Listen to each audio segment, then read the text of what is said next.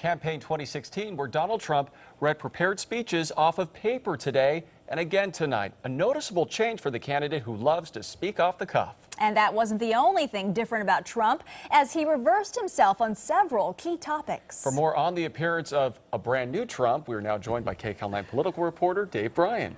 Brand new Trump, huh? Well, we'll see about that, right? We'll see how long he can hang with it.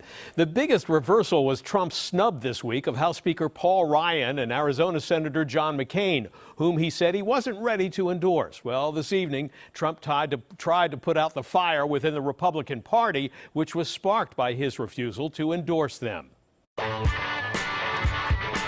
At a rally in Green Bay, Wisconsin this evening, Donald Trump announced some key endorsements, just days after he refused to endorse two of the leading office holders from his own party, this time reading from a written statement. In our shared mission to make America great again, I support and endorse our Speaker of the House, Paul Ryan. And we may disagree on a couple of things, but mostly we agree, and we're going to get it done. I hold in the highest esteem Senator John McCain, and I fully support and endorse his reelection. But the Republican Party still doesn't appear to be one big happy family. There was no sign of Paul Ryan at the Green Bay rally, or Republican Wisconsin Governor Scott Walker, or U.S. Senator Ron Johnson, also a Wisconsin Republican. In fact, the Wisconsin State Assembly leader put out a statement saying he's embarrassed by his party's presidential nominee. And Speaker Ryan sent out a new fundraising letter strongly implying he expects a Trump defeat, writing, "There is much more at stake than the presidency. If we fail to protect our majority in Congress, we could be handing President Hillary Clinton a blank check." And at a rally earlier in Des Moines, Iowa's two Republican senators were also no-shows for Trump, to which he said, "And if you don't like me, that's okay. Vote for Pence, because it's the same thing." But there were signs that Trump's finally making some changes, and instead of focusing on his grudge dispute of the day, Trump returned to skewering Hillary Clinton, which his advisors have been urging him to do for weeks. But she got bad judgment. She lacks the judgment, temperament, and moral character to lead this country. She is unhinged. She's truly unhinged.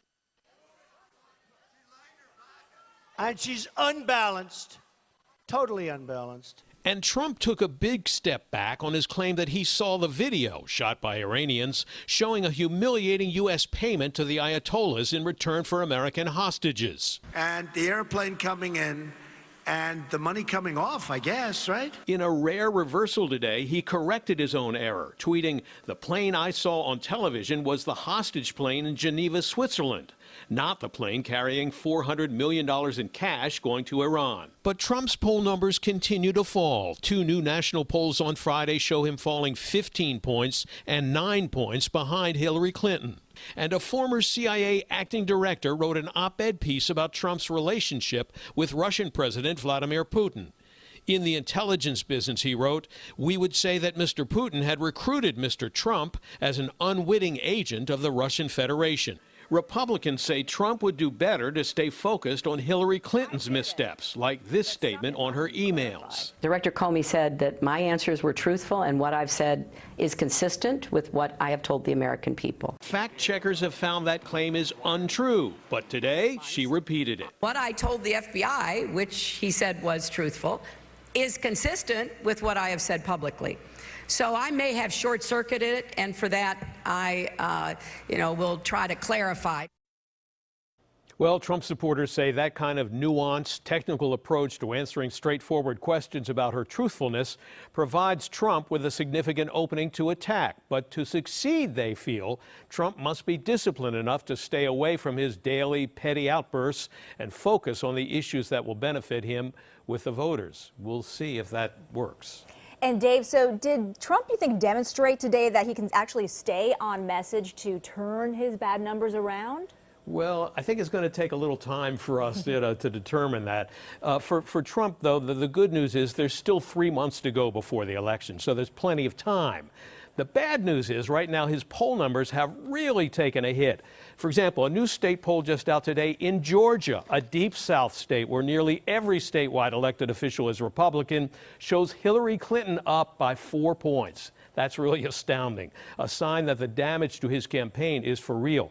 But the big question again is whether Donald Trump is disciplined enough to stay with the program, stop attacking Gold Star families and crying babies, for example. That will determine whether he has a chance to come back.